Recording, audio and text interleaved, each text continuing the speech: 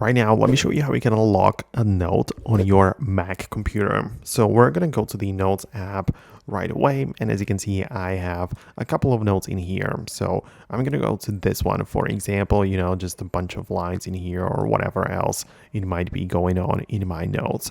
In order to lock it, what I have to do is have it selected like this and right click on it with my mouse or trackpad. And as you can see, additional options appear. So I can click on a lock note, which appears right below like this.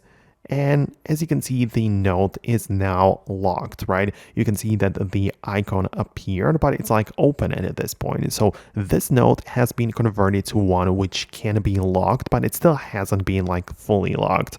In order to close it, we need to actually click on the button at the top of the notes window like this.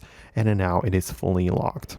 And in order to get inside, you can see I can scan my fingerprint in here, use Touch ID on my keyboard to open it up like this, or I could as well type in the code, the password of my computer. So I could just type that in too and just get inside as well. So that's how you can lock and unlock notes on your Mac using the built-in Notes app. So I think it works well.